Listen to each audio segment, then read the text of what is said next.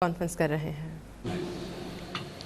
نواز شریف صاحب کے 4 اپارٹمنٹس ہیں ماربل آرچ میں، جہاں وہ خود رہائش پذیر ہیں، ان کے دونوں بیٹے رہائش پذیر ہیں، اور یہ سلسلہ اس وقت زیادہ سامنے آیا جب ہم نے دیکھا کہ مریم نواز شریف صاحبہ ٹی وی پہ آئیں اور انہوں نے کہا کہ ہماری لنڈن تو کیا پاکستان میں بھی کوئی پراپرٹی نہیں۔ اس کے کچھ عرصے بعد دوبارہ میں یہاں پہ ایڈ کرنا چاہتا ہوں، ہم نے بات نہیں کی تھی، ایک جرمن اخبار تھا سدیٹسے زیٹبرگ، جس میں دنیا کے جو بدنام ترین حکمران ہیں ان کی جائیدادوں کی کہانی دی گئی، جسے ہم پیناما اسکینڈل کے نام سے جانتے ہیں۔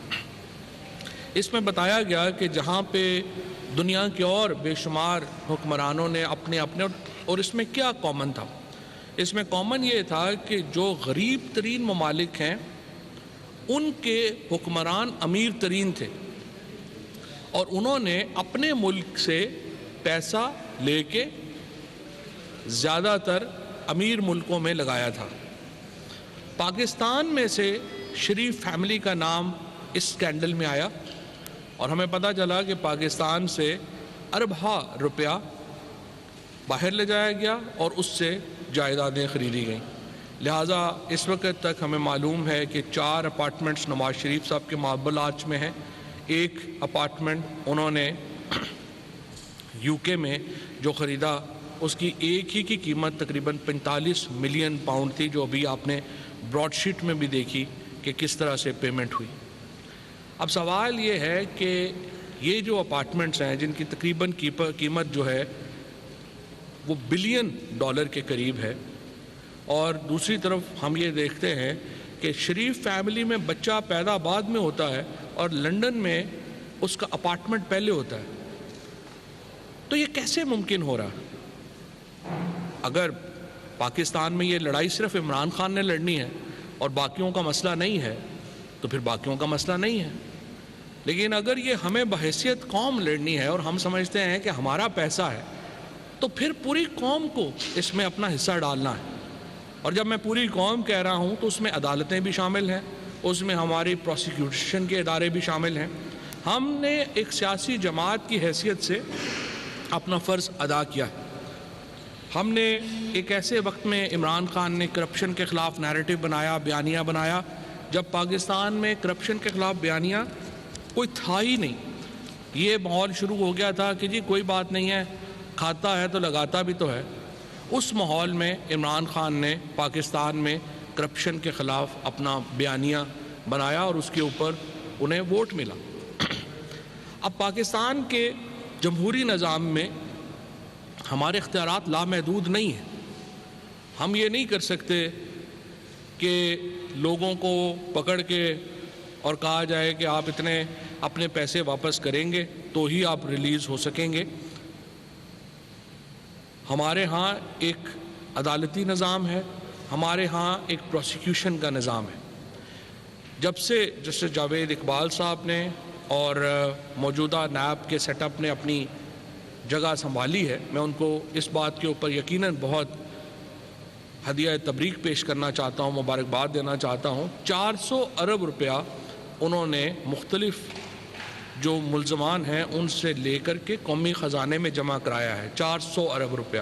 یہ نیب کی بہت ہی شاندار کارکردگی ہے۔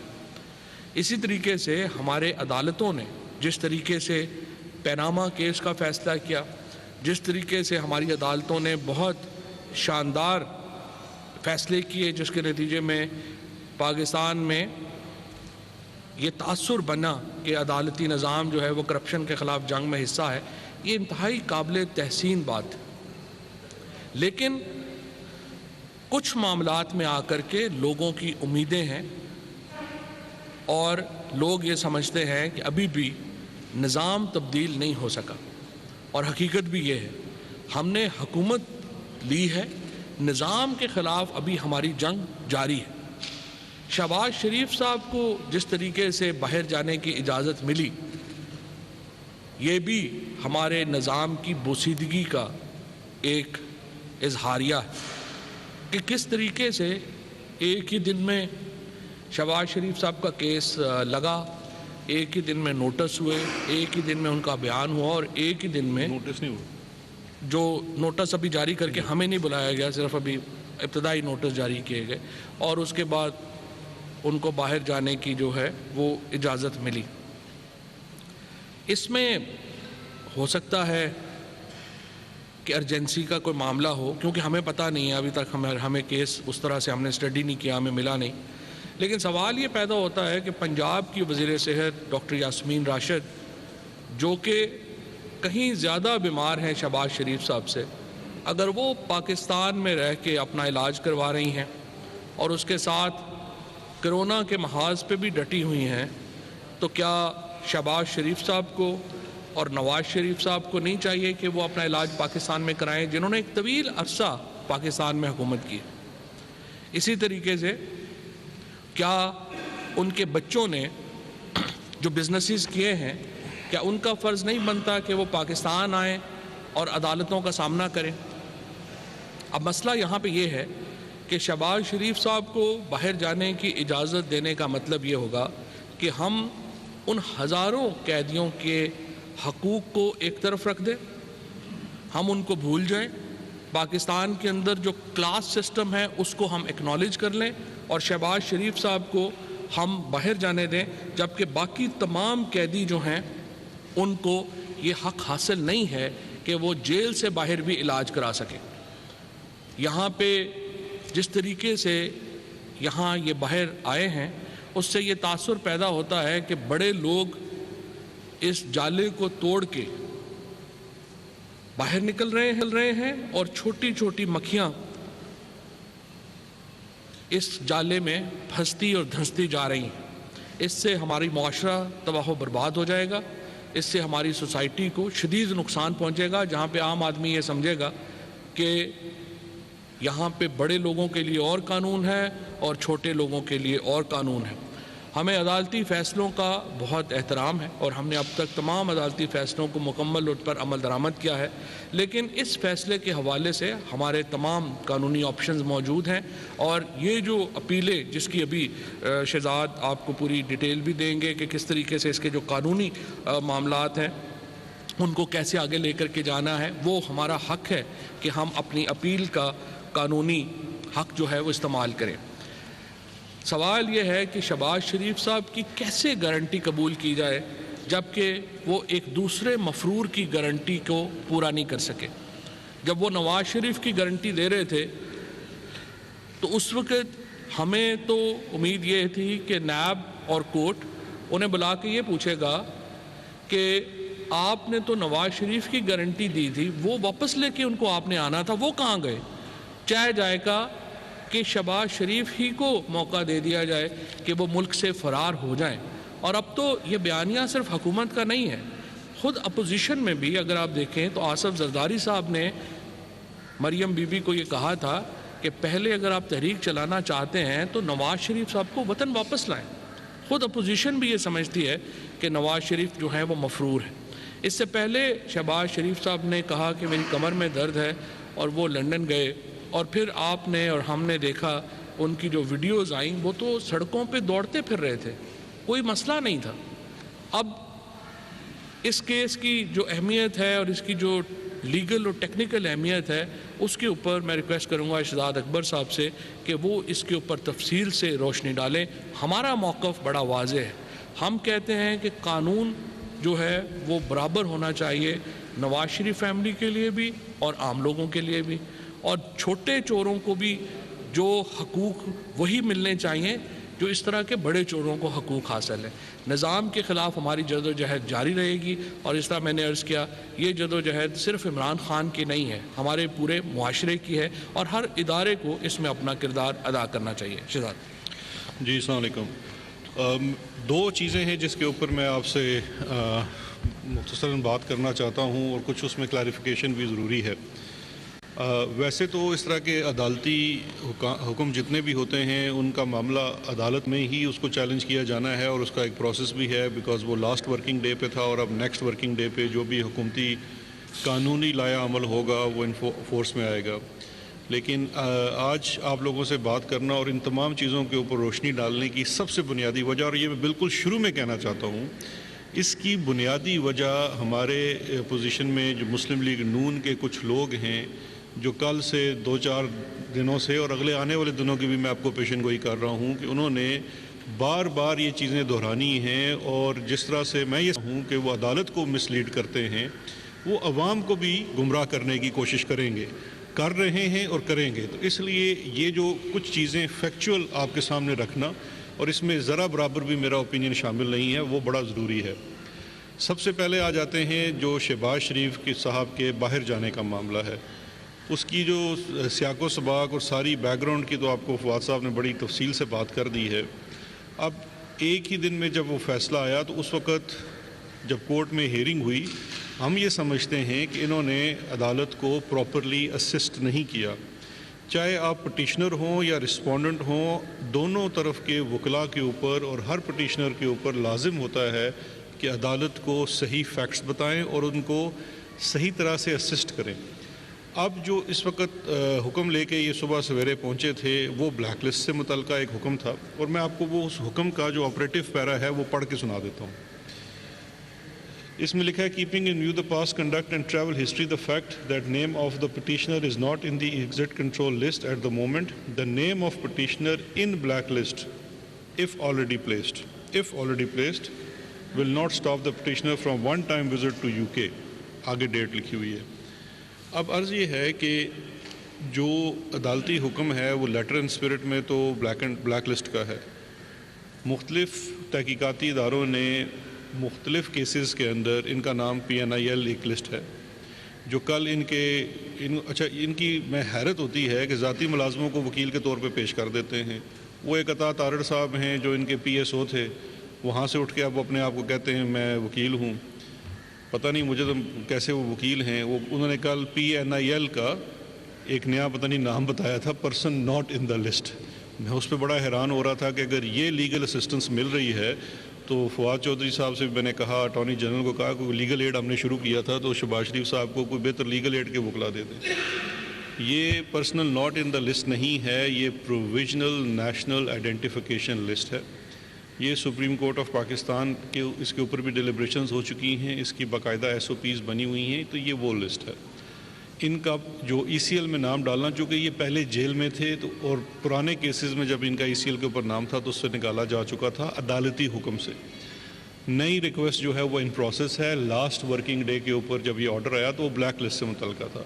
اب یہ چونکہ اس کے اندر جو ایشوز ریز ہوئے ہیں، جو کچھ کلیریفیکیشنز ہیں، اس کو لے کے حکومت اس کی اپیل کرے گی اس آرڈر کے خلاف، اور پھر اس کے بعد دیکھا جائے گا کہ کیا ہے، کہ نیکسٹ اس میں سٹیپ کیا ہونا ہے.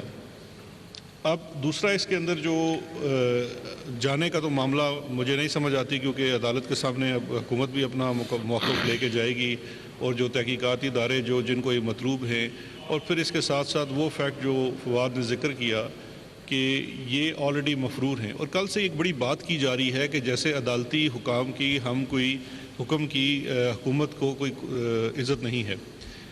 یہ بات وہ لوگ کر رہے ہیں جن کے سو کالڈ لیڈر کے اوپر پروکلمیشن ایشو ہوئی ہے، اشتہاری مفرور ڈکلیئر کیے ہوئے ہیں، جس کا مطلب یہ ہے کہ وہ فوری طور پہ ملک میں واپس ان کو لایا جائے. اور ہر قانون کو جاننے ماننے والے شخص کے لیے ضروری ہوتا ہے. پروکلمیشن کا مقصد کیا ہوتا ہے؟ جب کسی کو اشتہاری ملزم قرار دیتے ہیں تو ہر شہری کے اوپر لازم ہے کہ جس کو جہاں ملے اس کی اطلاع دے یا اس کو پکڑ کے حوالہ پولیس کرے تاکہ اس کے مقدمات آگے چل سکے. تو یہ لوگ آج کہتے ہیں جی کہ عدالتوں کے حکم ہیں، تو سب سے پہلے ان کو اس حکم کے اوپر عمل درآمد کرنا چاہیے. دوسرا امپورٹنٹ پوائنٹ جو یہ کل سے جو لاہور ہائی کورٹ کا شہباز شریف صاحب کی بیل کے اوپر ڈیٹیل آرڈر آیا ہے، اس ڈیٹیل آرڈر کو لے کے جو مسلم لیگ نون کے مختلف رہنما ہیں انہوں نے کل بھی اس پہ بات چیت کی اور آج بھی کریں گے، اگلے 4 دن بھی کرتے رہیں گے. اس آرڈر کی ڈیٹیل آرڈر کی کچھ کلیریفیکیشن اور اس کے آرڈر کے بعد جو باتیں کی گئی ہیں وہ کچھ وضاحت کرنا بڑا ضروری ہے. ایک بات یہ کی جاتی ہے، پہلے میں جنرل بات کر دیتا ہوں پھر میں آرڈر کے اندر آ جاتا ہوں تاکہ اس آرڈر کو سمجھ بھی لیا جائے کہ بیل کا آرڈر کہتا کیا ہے اور بیل کا آرڈر کا امپیکٹ کیا ہے. پہلے تو یہ بات کہتے ہیں کہ جی شہزاد اکبر صاحب بڑے کاغذ لہراتے تھے پی آئی ڈی میں، تو وہ کدھر ہیں وہ ثبوت؟ عدالت میں تو وہ ثبوت نہیں ہیں۔ میں صرف آپ لوگوں کے لیے آج یہ 55 والیومز لے کے آیا ہوں۔ 54 والیومز کا اس کے اندر ایویڈنس ہے۔ فرسٹ والیوم اس کا ریفرنس اور انویسٹیگیشن رپورٹ ہے، یہ آپ کے سامنے موجود ہے۔ یہ اکاؤنٹیبلٹی کورٹ لاہور میں یہ ایویڈنس ہے، جس میں سے آئی تھنک اس وقت 12 یا 13 گواہ ہو چکے ہیں، اور عید کے فوراً بعد ٹرائل آگے چلے گا، اور 100 کے زائد اس کے اندر گواہان ہیں، کیونکہ اس کیس کے اندر کافی زیادہ ڈاکومنٹری ایویڈنس ہے جو سارے کا سارا پروڈیوس ہونا ہے عدالت میں۔ تو سب سے پہلے یہ جو قوم کو گمراہ کرنے کی کوشش کرنا ہے کہ کہاں ہیں وہ ثبوت، تو یہ جناب عالی یہ ہیں وہ آپ کے ذرائع جو آپ تو بتانے سے قاصر ہیں، لیکن یہ سارے کا سارا ڈاکومنٹری ایویڈنس اس کا منہ بولتا ثبوت ہے۔